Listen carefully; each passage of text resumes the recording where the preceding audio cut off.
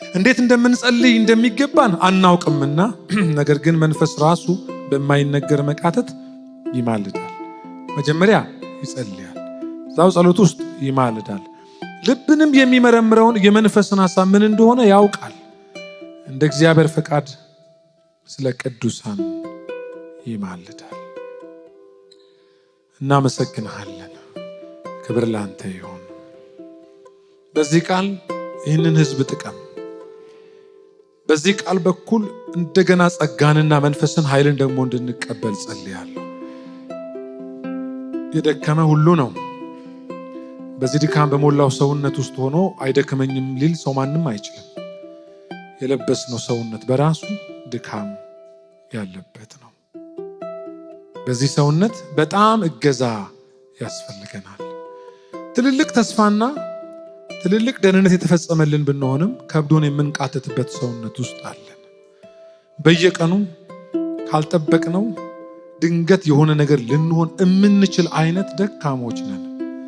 የለበስነው የመቤዠት ቀን በላያችን እስኪመጣ ድረስ የሚደክም መጸለይ የሚያቅተው እንዴት መኖር እንዳለብን የማያውቅ ሰነፍ በብዙ ድካም የተሞላ ሰውነት በላያችን ላይ አለ።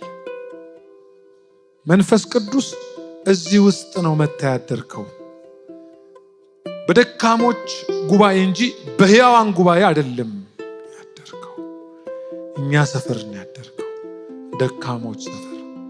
ምንም ማድረግ የማይችሉ ካልረዳሃቸው የማይታገሱ ካላገዝከን የማንበረታ ቀና ካላረከን ቀና የሚያረገን የሌለን በብዙ ሁኔታና ተግዳሮት የተከበብን የሚያቅተው የሚደክም የሚያቅተው የሚዝል ሰውነት በላያችን ላይ አለ።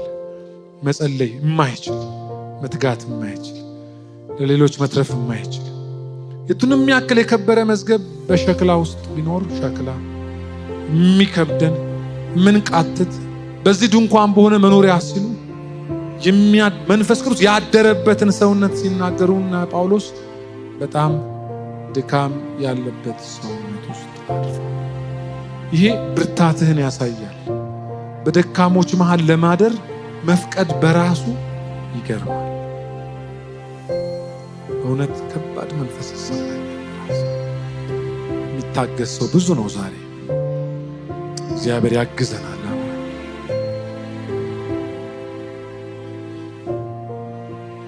ለዚህ ደካማ ሰውነት እግዚአብሔር ሆይ የሰጠህን መንፈስ ቅዱስን የሚያበረታን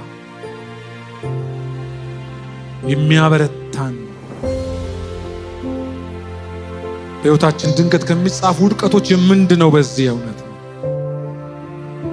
እንዲህ እያወራው በቃል በኩል ሕዝብህ ይበርበር።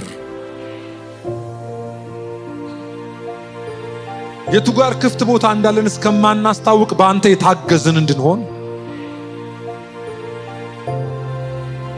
እንለምናለን።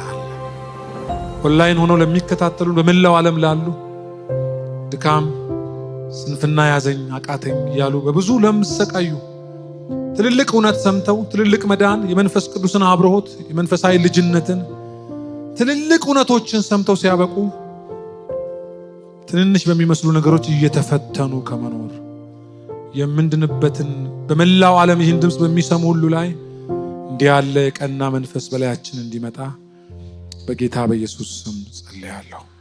ክብር ለአንተ ይሆን በኢየሱስ ክርስቶስ ስም።